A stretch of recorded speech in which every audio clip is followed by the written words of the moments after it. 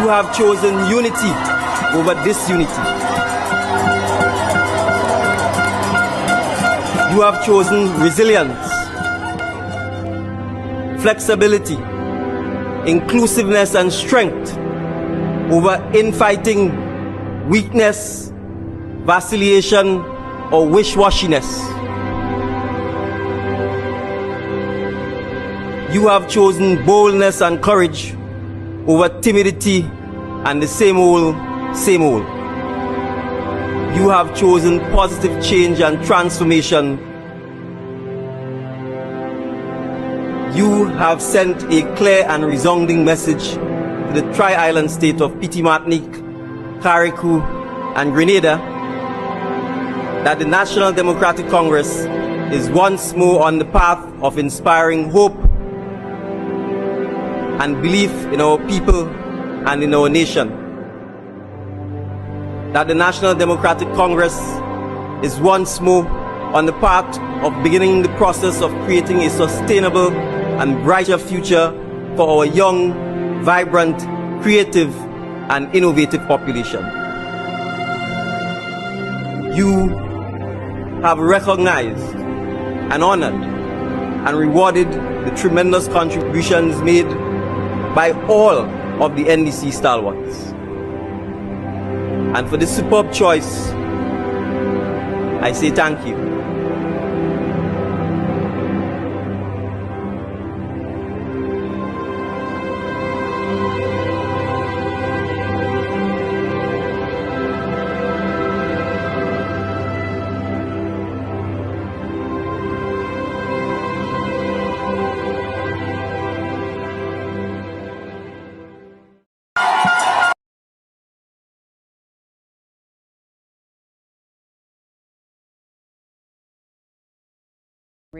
Opportunity to build a world-class facility, invest in our people, and deliver healthcare for Grenadians by Grenadians. Thank you for joining us on this journey. In early 2026,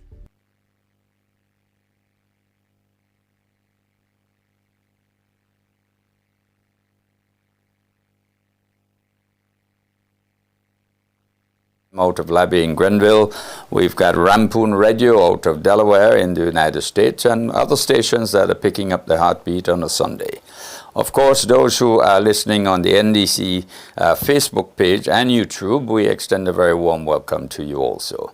So, well, for today's program, what we're going to be doing, we're going to be getting an update from the chairman of the National Celebrations Committee. That's the committee responsible for planning national events, national like Independence, etc., and other national events. Then we'll be chatting with the Minister of Finance. He recently came back from Panama. There was the signing of a major agreement. We're going to be chatting about the recent World Bank report and other matters regarding finance. And of course, he may want to touch on his constituency. So we're going to be heading straight into the, straight with the chairman. They're all virtual, mind you. Chairman of the National Celebrations Committee, Ms. Jackie Alexis. So Alexis, welcome to the Heartbeat once again. Morning, Terry. Thank you so much for having me again. I'm always happy to come and tell you what we're doing. So fantastic. Well, I know today there's a big church service, so let's start off with that, and then you can update us on what other activities are happening for the week. Sure. Well, yes, as you said, we've got the church service this afternoon at St. Peter's RC Church in Corve. That starts at 3. And you know, it's our opportunity to give thanks, as we always do. Every Independence we would have our church service, and we try and move it around the country. So this year we are in Corve, and I'm looking forward to that because it's always a wonderful service, and we always have representation from most of the religious communities across the island. So that's always a good one. And there's buses out there, free buses that are bringing some of our citizens to the church. So again, it'll be a nice representation of people from across the country. Great, fantastic. And these buses, what time do they start moving? Well, it depends on where they are. Of course. Obviously, so they would have been organised through the parliamentary offices. So persons are supposed to know where to meet their bus and what time they'll be leaving, etc. It's never usually a problem. This is a standard practice for us every year. And every year we get a very, very good turnout. So I'm not concerned at all that there'll be any problems. Fantastic. Okay, well, just to encourage one and all to come out to the church service. Starts at 3 o'clock out in Grove. And the name of the church is what again? St. Peter's RC. St. Peter's RC. Right, yeah, and for those close to the gas station. And for those who don't know where St. Peter's RC is, could you give a little location update? Yeah, it's close to the gas station in Grove. All right, so it's behind Literally the gas opposite. station. Yeah. Right, fantastic. Okay, and any other activities for this week? Yes, of course. It's Independence Week, Terry. Yep, So of course indeed. there are. I think I'd like to start by thanking the general public first for attending the events that have gone thus far. We've had some very, very good representation, attendance at events and so on. We had the semi-finals of the song competition, which was in St. David's a couple of weeks ago. Very well attended, as usual, very interactive audience. That was followed by the Youth Expo in Granance in Montrouge. It's the first time we've done this activity. We wanted to find a way to bring our young people in and ensure that they are being represented through our independence activities. So at so that they can carry on to the future. So that was last Saturday. It was fairly well attended. I think we would like to have seen more numbers, but I think that at the format of the day and what it involved with the young people, with young entrepreneurs displaying their products and their goods and so on, I think it's a good format. And I think it's something we would want to repeat next year. And of course, we would, develop and improve and ensure that we do more mobilization in terms of our numbers. But the event itself was very, very good. So I was very pleased with that. And then last night we had the finals of the song competition. Another wonderful event in Sautez. I think we're outgrowing Sautez, actually. I keep saying this because every year it seems to get bigger and bigger. And last night was no exception. It was huge. The audience was huge there. People were just out on the back of the stage, at the front of the stage, on the sides of it. I'm surprised anybody could see what was going on Wow. on stage. It was a really wonderful event. Fantastic. We had a very good time. And we now have a new independence monarch. Her name is Akeda Lewis.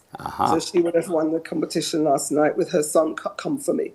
So last night, excellent night. And again, thank you to the general public for coming out because they make the show. Yep. At the end of the day, it's their attendance that makes the show really happen. So we were very, very pleased with that. And so moving into this week, as we said, today is the church service. And then on Friday, we have National Colours Day. So that's the day we're asking, the nation to come out in your colours, whether it's to work, to school, wherever it is, go out and come out in your national colours. And then later on in the day at 7 o'clock, come and join us in Grenville at the bus terminal, where we'll have the cultural extravaganza. This is another event. We do it in collaboration with SADO. And it's another event which is always very well attended. And has, is a wonderful show and has lots of artists and talents and different artists displayed, and always ends with a spectacular firework display to ring in the 7th. So it happens at midnight as the 7th comes in. Mm-hmm. And then on the 7th at 5:30 a.m., there is an activity called Rise to Independence, which is, it's organised by the St. Mark's organisation. So it happens in St. Mark's, and it is exactly what it says it is. It's Rise to Independence. It's a moment in time when people can come together, celebrate the 7th of February with local foods and artists and, the masqueraders, the Veku and the Shortney and so on. And that goes from 5:30 to 10 o'clock. and again in St. Mark's. So, and it was very well attended last year. It was done for the first time. So I suspect that they're expecting a good crowd again this year. Then you can go home and have a rest. Yep. And then come to the stadium. Come to the stadium for 12 o'clock. At 12, we start with the Independence Expo. Again, this is an opportunity for our vendors to showcase their goods, their products, their agriculture, their whatever they have to display or sell. Of course, if people want to buy, I'm sure they'd be happy to sell. And that's followed by at 1:30 we have a schools march past, and we're displaying the schools that won Intercol march past. So we've got PBC, Convent, Happy Hill. They'll be coming and doing a display from 1:30. There'll be the Eyes Right and all of that. And as they go off, the military parade will come in.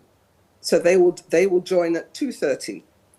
So they will be marching from the barracks along Melville Street from 2 o'clock to arrive at the stadium for 2:30. And then, of course, our military parade and the ceremonial activities, all of that will happen. And the military parade will end with the Guyanese Defence Force paratroopers, which is something I'm really excited about. I'm looking forward to seeing the paratroopers flying and hoping they land in the cricket stadium. So that's something to look forward to, and I'm hoping people will come just to see that. And then that will be followed by the rally. And, we always have our rally, and we always showcase our talent and the different activities that we have for that. This year, the Prime Minister will give the keynote address. I know he has spoken about addressing some of the kind of geopolitical climate that we're in and so on. So he will give the keynote address this year, and then that will be followed by our artists and different, we've got Jerriton and PBC Choir, we have conception dancers, we have a lot of different activities for the rally, ending again with some spectacular fireworks to close the evening off. So we should be done by about 8 o'clock on Saturday evening.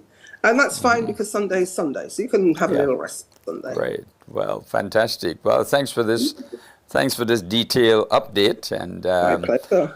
just want to remind all Grenadians of the church service this afternoon. Starts at 3 p.m. out in St. John in Grove St. John. So thank you very much, Jackie. And okay, so last thing to say, sorry, Terry, is that for the 7th, again, free transportation across the island. So there's no excuse for you not to come, because you can't say I didn't have transport. There are free buses right across the nation, again, organised through the parliamentary offices. But I'm pretty sure if you stand on the side of the road, even in your national colours, a bus will pick you up and bring you to the stadium. Wonderful. So, please come along. It's there. It's for the nation. We are all Grenadians, so let's all come out and enjoy the day. Fantastic. Hopefully we have a turnout equal to the 50th. Absolutely. Wonderful. Absolutely. And it's the cricket stadium, so we have a lot of space. Yep, absolutely. Great. Well, thank you. Any closing remarks? No, just, happy independence, Grenada. Let's celebrate together, be unified as a country, and have a good time. Great. Fantastic. Thank you, Terry. Well, thank you very much, too, and have a great Sunday afternoon. Thank you so much. Until. Okay, bye-bye. Thank you. Okay, so you got it all there. So come on out and give support to the activities marked by the National Celebrations Committee, headed by Committee Chairperson Jackie Alexis. Right now, we also have virtually the Minister for Finance, the Honourable Dennis Cornwall. He's the MP for St. Patrick East. Good afternoon, MP. How are you? Good afternoon, Terry. And I'm very fine. I'm well. And I'm here today to basically impart some information to all Grenadians, locally and in the diaspora. And I want to basically take this opportunity at the same time to thank my constituency for having placed the confidence in me over the years to make sure that I can represent St. Patrick East in the best way possible. Fantastic. Well, let's start off with St. Patrick East. How are things setting out there? But first of all, let me say you have a nice shirt on today. Colors all the way. Thank Lovely you, Terry. colors. And the shirt was chosen because we have started the independence celebration activities. I was at the Calypso finals at the bus terminus in Cities last night. I actually stood there for the first half of the show, and then because of my recent travels to Panama, I was feeling a bit tired and jet lagged, so I went home to take a rest. So I'm happy to be here with you today. I'll be at the church service also in the next couple of hours in St. John's. And there is another activity I have to go to later on, which is basically the food festival on the Breakwater. That's right, you can't miss that. I'm looking forward to all those activities. Fantastic. Another busy weekend. Yes, it is. All right. So what's happening in your constituency? What have you been doing out there? And I know lots of work have been taking place. Just give us a snippet as to, all the updates there, or some of them. Well, Terry, you're right. A lot of things are happening in St. Patrick East. Currently, as we speak, there is the Snell Hall Bridge that we are working on. It used to be a single lane bridge. Now we are going to convert it into a dual carriage bridge, meaning that two vehicles might be able to pass simultaneously on that bridge. Mm-hmm. The work has started. There has been some challenges sometimes because it's an active river under. And so when the rain falls and the river is coming down, it can disrupt the work itself. Mm. We also seeking the patience of the residents in that area to ensure that people understand that when active work taking place, there are times that we are challenged with those issues and so on. So the people of Snell and surrounding areas, you have to bear with us a little bit longer because we are hoping that this bridge should be completed by the end of May. Simultaneously, we are also working on several other roads and projects in St. Patrick East. Take, for example, there is a road in Hermitage called Bonham Road. We are paving that road currently. That was a road started by Honorable Tillman Thomas many, many years ago, over 10 years ago, and was discontinued when they lost the election. And so I'm back there trying to make sure I give access to the people of Bonham, their road, as well as we're hoping to put a walk bridge across the river in that area. So that is ongoing at the moment. We have the financing for the walk bridge, as well as we are now doing the concreting of that road. There's another road from Diga to Hermitage, that's the Kalanoo area. We are currently working on concreting that road and do hope that this road can assist the farmers and other persons living in that area. We are also working on several other projects that you have not yet seen come to fruition. Take, for example, we are going to be lighting the Plains pasture. We are going to erect a bus shed there done by Harris. That's the company that does the buses done for us, Captain Harris, sorry. And so that will be done shortly. We're also hoping to build some toilet and bathrooms in the Plains pasture area to give the churches and the other organization that normally has their activity there to make sure that we can provide some facility there. So you would see the lights coming up sooner than later. There are persons who are concerned about the roads leading to Chambord. Under the SIRE project, we are hoping to basically be able to start this project soonest. We have received the go-ahead from the funding agency to make sure that those roads are built. We're still having some challenges with the other request that the committee has, which is basically the digging out several ponds to carry water from the Snell River to that area to help the farmers. The issue there is one of land ownership, and we are working with the Caribbean Development Bank to ensure we get the go-ahead from them, as well as the people in the area who owns the land, to make sure that we can get the okay from them to do those things. Mm-hmm. The breakwater itself, although we are using the upper section that was built many years ago for activities like the one we have in later today and other activities that we had in Christmas. But I just want to basically inform the public that we are going to start the breakwater lower down the Cities Bay. That is building 3 additional breakwater to basically reclaim the lands that the ocean has taken from us. In some cases, we have lost up to 75 feet of land So where you see the sea right now in this lower bay Sates, that used to be all land. And that has been taken by the sea, and we're hoping that we can basically reinstate that area and the projects coming on shortly. We know that the funding is available, the consultants in place, a contractor has been worked upon at this moment, and we're hoping that we can get that project done in an 18 months period.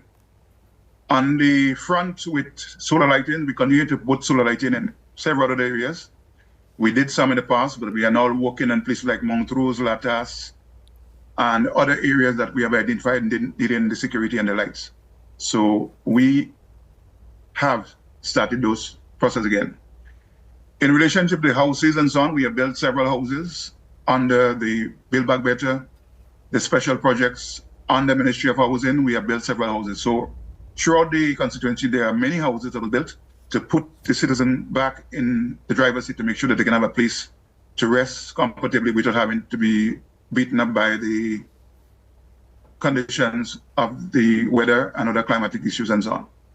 Yes, there are a lot more to be done. There are persons who still want us to continue, and so we will continue working and helping where we can as far as possible. In terms of our sporting facilities within the community, we have had several cricket competitions. In fact, there is one going on right now at the River Sally playing field, that's Croatian. We have similarly in the last couple of months done the football competition for the above 40 players. We have activities taking place soon in Rosehill, and we are hoping that the cricket and Hermitage can start shortly thereafter. In terms of basically sponsoring most of these activities, the MP has been involved in sponsoring that and be part of the activities. In fact, I have seen the community come together in many ways to make sure that there is community unity in the area, and so we continue to build on that. We have helped the youths in the parish. In fact, we have helped the girls in training. We have also done plumbing training at the River Sally Community Center, and we expect that these kind of activities to continue as we go along. So there's a lot happening in St. Patrick's. A lot. I cannot. A lot indeed. Yes, and I could tell the people of Grenada, Carriacou, and Petit Martinique that, the only time I've seen similar kind of work done in that area was under Honorable Spaceman Mitchell, that's Spaceman. Yes. And so far, in the short 3.5 years plus, I would have overdone what he would have actually done in the parish with regards to things like infrastructural work, drains, roads, bridges. Fantastic. We have done quite a lot.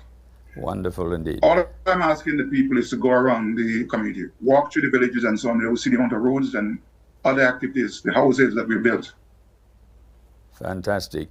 Just a quick one. What's the latest on the road where the project is being undertaken, or that the hotel project out in Bathway? What's the update you can give there?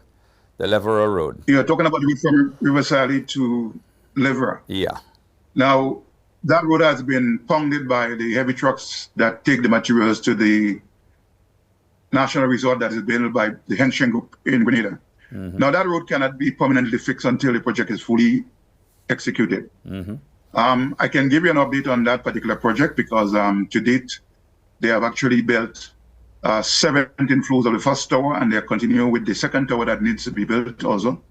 They're working on the golf course as well as the other water sports area that they need to also come. So we believe by 2027, that's the end of 2027, the hotel will be fully built and operational. And so I would tell my colleagues or constituents that give us a chance to continue working with the road as it is, because we cannot build a road under those conditions and so on. Right. Sometimes when you tell somebody that you're going to build a facility, they expect it to happen overnight. But you have to cost it, you have to plan it, you have to make sure that everything is taken on board. So at the end of the day, you have a first-class project and so on. So these things take time. And so we have given an alternative route to Bathway, if you wish, that's going through Rosehill. We have paved a portion of road after the community center going into Bathway. There's a small piece to be done, and we are hoping that this could be completed within the first quarter of this year. And so there's an alternative to Batway if you are not comfortable driving on the piece from Riverside to Batway. But again, everything takes time and patience, and we're asking for your patience to ensure that we can get a successful completion of the national resort of the Endeavour.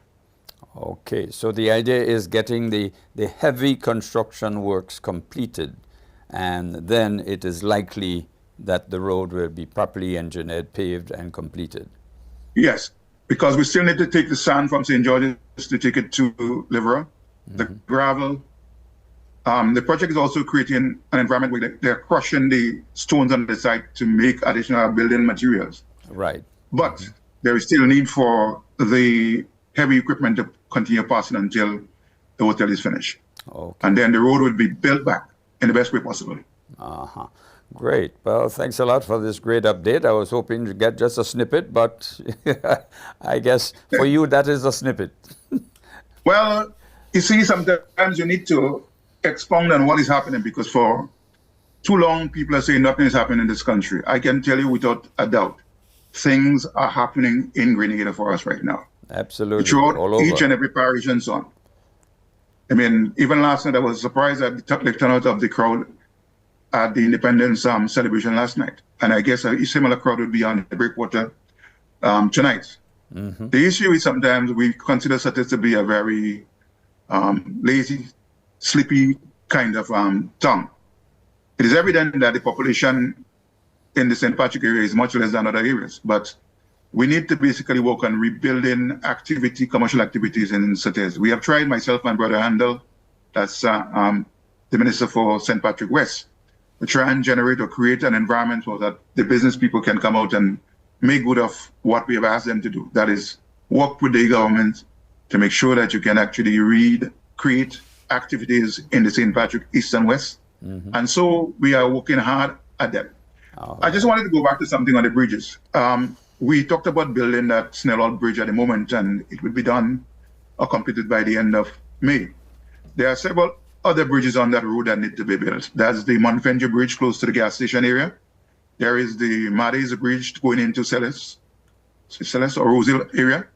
That is a one-lane bridge. The SL trucks cannot go through there, but we have to do it in stages. We cannot do all of them at the same time, because if you do that, how do you get to the people in Riverside and Mount Rose and so on? So we have to do it in stages and so on.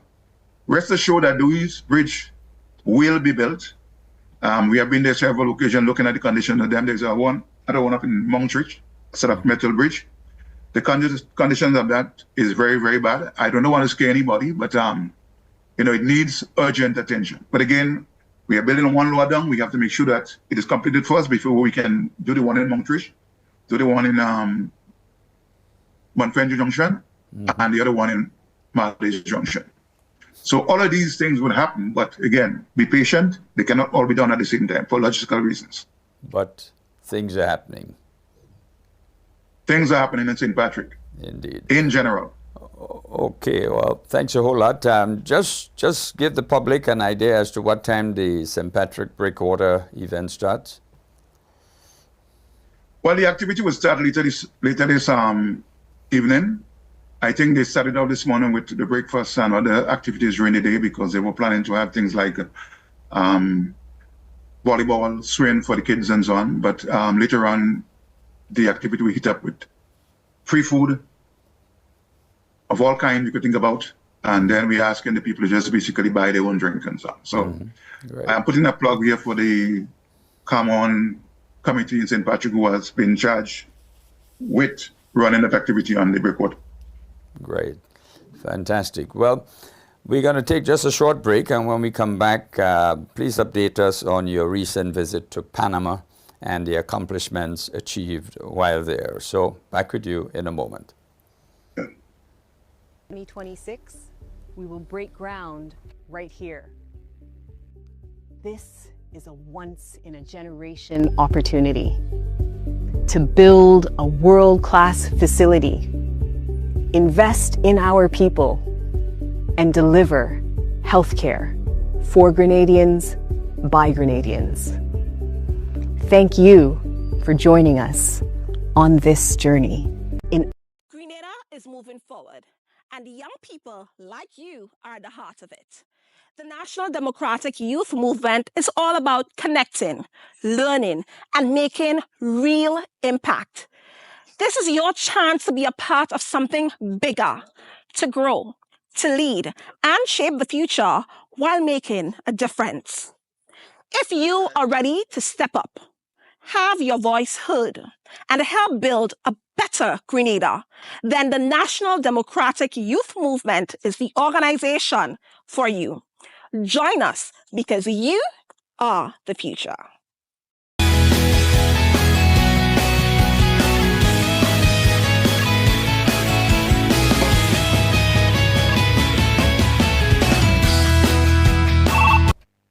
Welcome back to the NDC Heartbeat for this beautiful Sunday afternoon in Grenada. We have virtually the Honorable Dennis Cornwall. He's the Minister for Finance and he is the MP for St. Patrick East. Minister, before we went on the break, I asked about your recent visit to Panama. Could you give us an update as to what was accomplished there?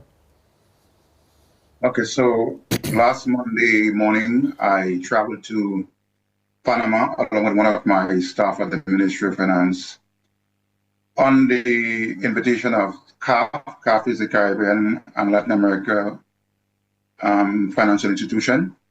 It is known as Banco de Desarrollo de América Latina y el Caribe, also known as Latin America and the Caribbean Bank. It's a similar bank to something like what is called a Caribbean Development Bank, but it's not Caribbean Development Bank.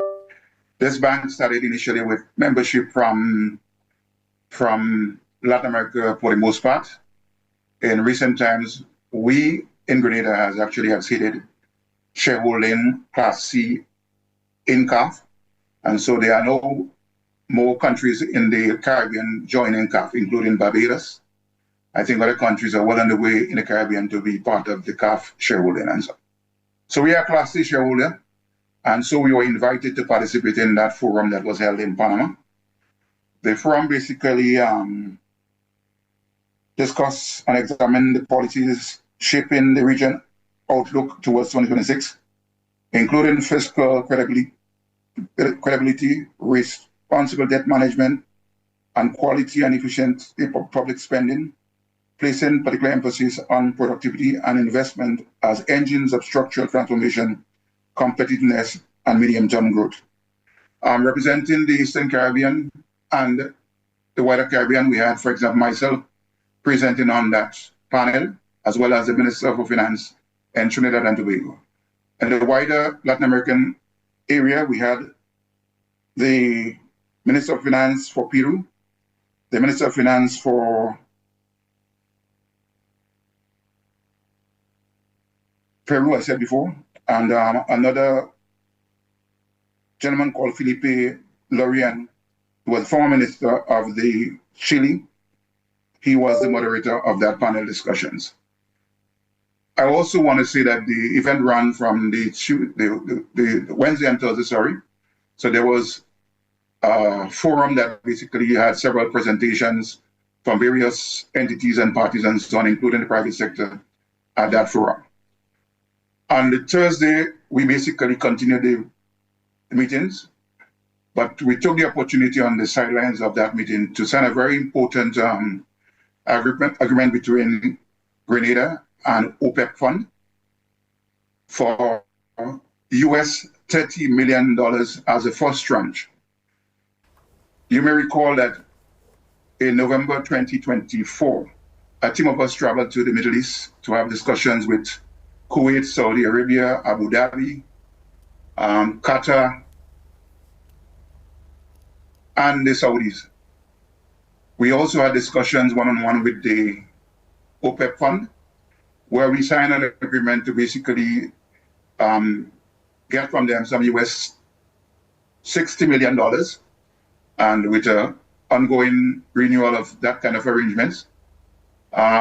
So far, we have been able to materialize US $30 million, which will be disbursed shortly, to start the construction of the Polaris project. That is a project that is going to bring smart hospital to Grenada for the benefit for Grenadians and the wider Caribbean. Subsequently, once that first tranche is disbursed, we expect to sign the second tranche with OPEC. In addition to that, we have also have agreements with, I said, Kuwait, Qatar, Saudi Arabia, to fund additional portions of money for the construction of the hospital. These have not yet been materialized, but they are well on the way to basically have us sign those agreements shortly. And so there will be sufficient money on the way to basically build the Polaris project, which is a hospital that we're talking about in the Hopeville area. We have also had the opportunity to have bilateral meetings with CAF, again, to look for additional funding to make sure that we have sufficient funding to take care of the projects that we have. As a shareholder, we are able to borrow from our companies at a reasonable concessionary rates to make sure that we can have our projects done here in Grenada. Great, fantastic. Anything further on the Panama visit before we move on? Yes, as I said, Grenada is now part of CAF, and they rotate the countries in which they would have their meetings going forward. And so the next meeting may not be in Panama, but it will be in another country. And so Grenada continues to participate actively in CAF, and that would bring to the country good benefits for our development. Mm-hmm. All right, and your presentation, was it in Espanol or English? Well, for most people, they don't know that. I speak fluent Spanish as well as I operate in my English language. So I was able to use my both languages while in Panama, although I did my presentation at the forum in English. But I did start off by saying, look, I speak Spanish, but I prefer to speak in my English language so that I feel more comfortable doing that in front of people who are more likely speaking Spanish. Great, fantastic. Okay, so the next topic that we'd like to chat about is the recent World Bank report. And I'm getting a signal here from my producer. He wants just a half a second to just run another bit of info. So when we come back, we want to chat about the recent World Bank report. So back with you in a moment. Yep. Experience the warmth, pride and vibrant spirit of the Grenadian people. Calling all Grenadians and friends of Grenada, come and celebrate 52 glorious years of independence in grand Grenadian style. Join us on Saturday, 7th of February from 5:30 p.m. till 1 a.m. at the luxurious Holiday Inn, Brentford Lock, Commerce Road, Brentford, TW8 8GA. Your evening begins with an elegant cocktail reception from 5:30 to 6:30, followed by a sumptuous 3-course buffet dinner, an exciting grand raffle, and then non-stop dancing to the hottest Caribbean rhythms played by top DJs all night long. Limited early bird tickets at just £90. Available until the 19th of January, so get yours now before they're gone. Standard tickets £100 thereafter. This unforgettable evening is hosted by the United Groups of Grenada under the patronage of the Grenada High Commission. So let's come together, celebrate our heritage, and make this a night to remember. You don't want to miss this historic event. For tickets and information, call 07973 405 160 or 07498 911 135 or 07896 505 473. Celebrate 52 years of Grenadian independence. Saturday, 7th of February at the Holiday Inn, Brentford Lock.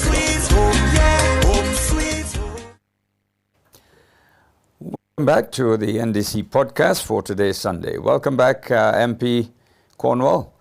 Okay, so before we went on that short break, I asked you the question about the recent World Bank report. Could you give us an update on this and the great review that Grenada got and how you're coping with it?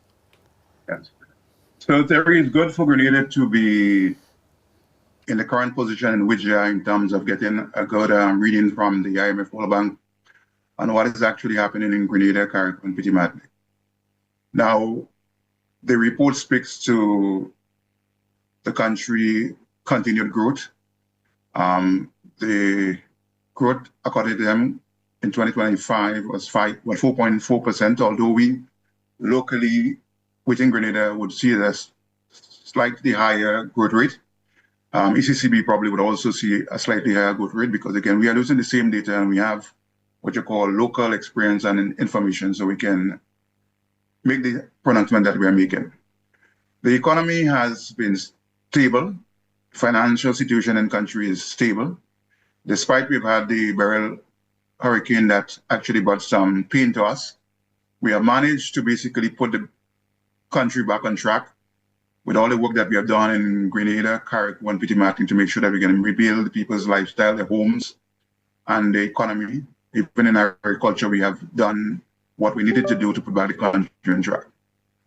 Now, notwithstanding all of that, it doesn't mean Grenada doesn't have challenges. In fact, you hear every day on the other podcasts out there that, oh, the cost of living in Grenada is very high. And I just want to say that cost of living is high every way you think about it and so on. The question is, what do you do as an institution or government to minimize the pain of our people? And again, we would have done several things to make sure that we can ease the pain of our consumers in Grenada. I can tell you that 90% plus of our food comes from other parts of the world and so on. We have to import it to bring here. Grenada is blessed with land, fertile lands.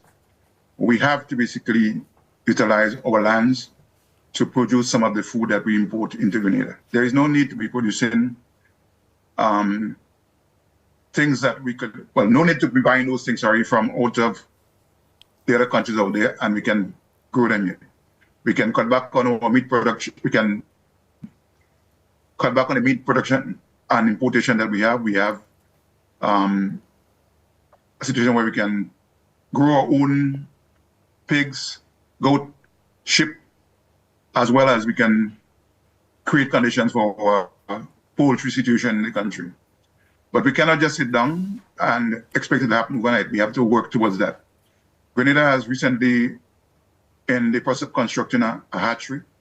And again, that hatchery would basically minimize the importation of chicks from Barbados, the US, to make sure that we can increase our population of birds in the country and to make sure that our food cost goes down significantly. We also talk about what is driving our economy growth in these times. We know construction is one of them. But again, construction itself has challenges. We do have problems with insufficient skilled labor. You can listen to the major contractors in the country tell you that, oh, well, we can get plumbers, we can get tilers and so on. So we have to import them. Again, we have to beef up our skills training in Grenada to make sure we can minimize some of the interruptions that we have faced. Take, for example, right now, we are building the bridges in Snellhouse and factory. People are complaining that the bridge is taking too long and there is few people on the project. The question is, if you do not have the means of getting the labor and so on, you have to find it from somewhere. And so that's why we talk about importing labor into Grenada. And in fact, we have imported labor in Grenada for the last 3-4 years. All the major projects that are going on, like, for example, the Six Senses Hotel, the Intercontinental, the one up at Liverance on, all these are built on foreign labor. The Ministry of Foreign Affairs will tell you that they were the ones responsible for allowing the work permits into the country and so on, and the numbers are continuously growing. So we have to build on what we have. It takes time to get it done because it doesn't happen overnight, and so we have to continue training our people to take up some of the jobs that are going to be available. They also talk about tourism. Tourism has been improved, but we have also challenges and some. Every time we do have an opportunity to make changes in tourism, you may have to basically take initiative that probably has impact on the visitors as well as locals in one way or the other. Look at, for example, the airlift that we have been able to bring into Grenada in the recent years and so on. We have 2 from out of Canada. We have the 2 out of UK. We have other Caribbean airlines coming in, but we still need additional airlift into Grenada. And the airlifts are not only for people to travel in and out, but also for us to move our goods and services out of Grenada. We have, for example, apart from the fish and soursop we have other things that we may want into Grenada, but we have to have a balance to make sure that we try and cut back on our imports for feeding ourselves and become more reliant on ourselves by improving our food security on the island. And so the comments made by the IMF World Bank report and so on, which shows Grenada in a good light, is not going to be something that you could sit on your laurels and expect it to be the same. You have to work towards growing or keeping the growth alive. And so I think we have been on the right track since this administration came into office, and we'll do all our best to continue making sure that we can continue on the right path. When you look at, for example, our financial situation in the country, and there are lots of people who talk about finding the treasury pregnant and, you know, where all the money gone and where the money from CRIF gone and those things. We continue to be able to spend on our major projects and to make sure that we can deliver on what we say we're going to do. However, these money is not going to be sitting static in the bank and so on. We have to continue using those funds at our advantage to make sure what goes out, something comes in. That's why we tax people still. We have to continue taxing you to make sure that we can run this country. There are those who believe that we are borrowing monies to build other activities and so on. We have to continue borrowing. And again, debt is not something that I can consider to be a criminal offense. There are good debts and there are bad debts. And so far, the government of Grenada has engaged in good debts. We have borrowed monies on concessional rates, less than 2% interest rate, term of 20 years, grace period 5 years. These are very good for the country. We're also working on other issues, for example, deal with our arrears of debt that existed many, many years ago. For example, the debt to Trinidad and Tobago, after we have gone there and borrowed monies to build back house after Ivan. We have the old Libya and Algeria loan that has not been paid by the former administration for a long time. And so we have to address this situation of Grenada being in a selective default scenario. Now, most people won't understand what I mean by selective default. In other words, Grenada has not resolved the issue of the Trinidad and Tobago debt after Ivan. The old loans that were used to build the airport in Point Saline. And so we have to continue working at resolving those issues. And we are well on the way right now to resolving the old legacy selective default loan situation that we're in. And so when we get to that solution, I do not hope that the opposition will come and say, oh, well, we take credit for it and so on. We have to take credit for it because it has been outstanding for more than 10 years now. And so we ought to take credit for what we are doing and to make sure that we continue to lift this country forward, to make sure that we stay on track and to make Grenada a very good country. Mm-hmm. All right. Explain to the grassroots man what it means when Grenada gets a very positive report from the World Bank. What does it do for the country? Okay. So when we get a good report from the IMF World Bank on our situation here, I mean, that's an audit on our country. It tells where you're going, what you're doing right, what you need to basically consider to fix problems that are continuous. And for us, it gives us an ability to be able to at least stay on a course that makes us fungible. Fungible means that we can borrow and we can basically do our projects. Take, for example, if you as an individual have a bad credit with the banking situation and so on, nobody will want to lend you money, that's all. But when you show that you have been responsible, you have taken things in a credible way, you have done what you should do, the international community, including the Bretton Woods institutions, would be willing to continue lending monies. And I want to dispel one thing. IMF and World Bank, in the days when they would have come to your country and tell you, well, look, you are doing so poorly and so on, and things are bad, and you have to go through a program. Grenada has not gone with a program since the early 90s. I don't know if you recall, for example, the local programs that we have run. Structural adjustment program. We are not in that situation at this point in time. So we have to continue staying away from that.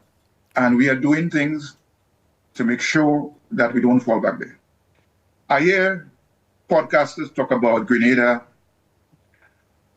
is not doing what it should do, and we removed the Fiscal Incentive Act after Beryl. Now, I want to tell the population that all of these things were done in the interest of making sure Grenada stay afloat.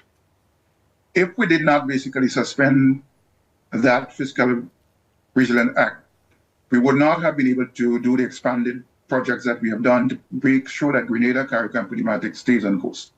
All the housing that we build back, all the roads that we build in and so on, would have been hard pressed to be able to do that if we did not suspend the Fiscal Resilience Act. Now, we didn't do it alone. We worked with the IMF World Bank to make sure that they are on board. They are giving us the approval to do things the way we ought to do it and so on. If not, we would have been doing something that was not going to be benefiting to us. So when you hear about we didn't suspend the Fiscal Resilience Act and we are wayward and we are this and that and the other, all of that is not making sense to me. And as such, I would tell those persons, leave the government of Grenada to do what is best for Grenada and stop making those negative criticism, which does not make you look smart. It makes you look dumb outside it, and it also gives the general public who understands what it takes to get Grenada where it should go a negative for you. So work. I'm not saying don't criticize. You can criticize all you want, but the government is on a sound footing to be able to achieve what we have achieved thus far. Great, fantastic, fantastic. So that covers the utterances by certain podcasters. Well, yes, and I do listen to them, not because I want to, be fast. I listen to them because it gives me a notion of where they are in terms of the level of concern about this country.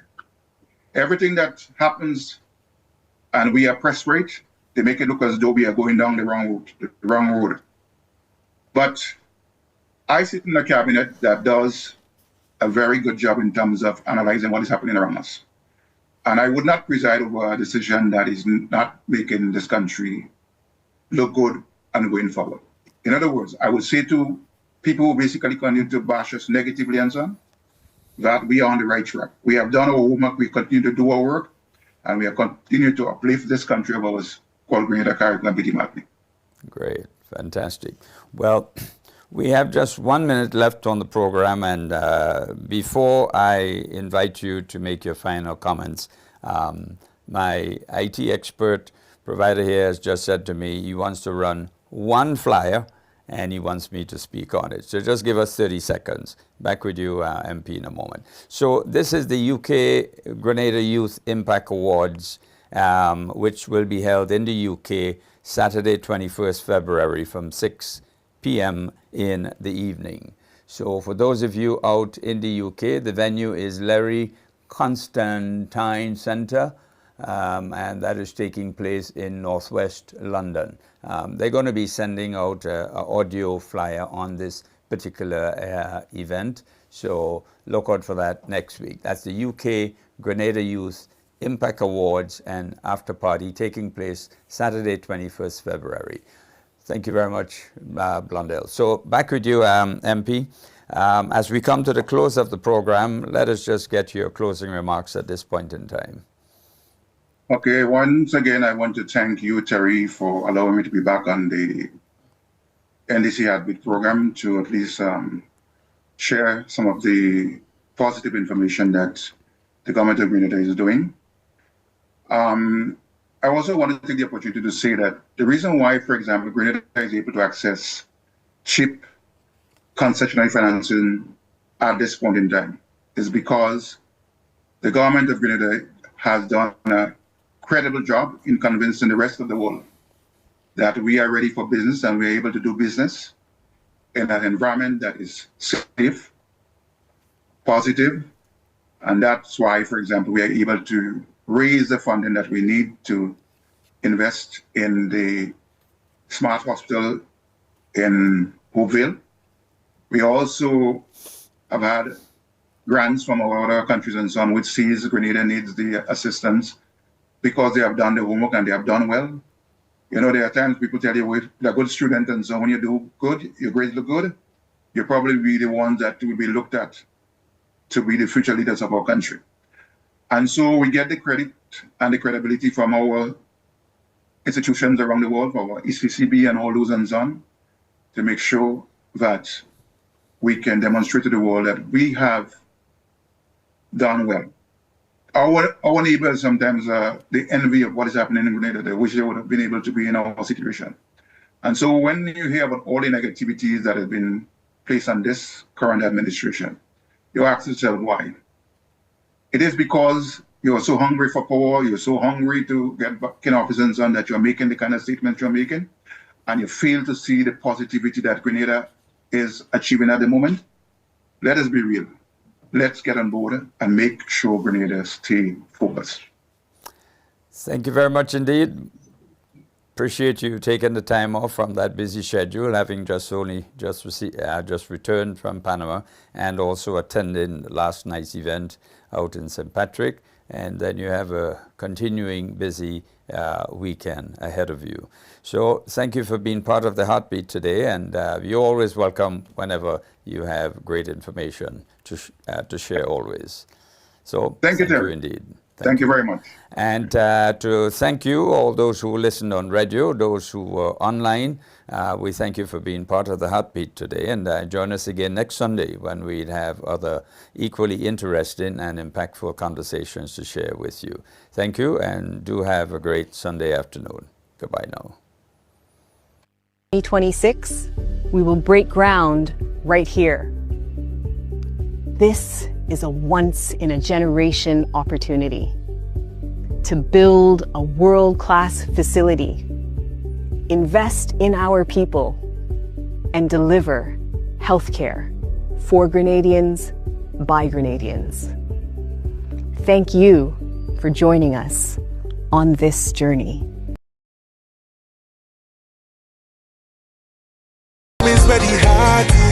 Experience the warmth, pride and vibrant spirit of the Grenadian people. Calling all Grenadians and friends of Grenada, come and celebrate 52 glorious years of independence in grand Grenadian style. Join us on Saturday, 7th of February from 5:30 p.m. till 1 a.m. at the luxurious Holiday Inn, Brentford Lock, Commerce Road, Brentford, TW8 8GA. Your evening begins with an elegant cocktail reception from 5:30 to 6:30, followed by a sumptuous 3-course buffet dinner, an exciting grand raffle, and then non-stop dancing to the hottest Caribbean rhythms played by top DJs all night long. Limited early bird tickets at just £90. Available until the 19th of January, so get yours now before they're gone. Standard tickets £100 thereafter. This unforgettable evening is hosted by the United Groups of Grenada under the patronage of the Grenada High Commission. So let's come together, celebrate our heritage, and make this a night to remember. You don't want to miss this historic event. For tickets and information, call 07973 405 160 or 07498 911 135 or 07896 505 473. Celebrate 52 years of Grenadian independence. Saturday, 7th of February at the Holiday Inn, Brentford Lock.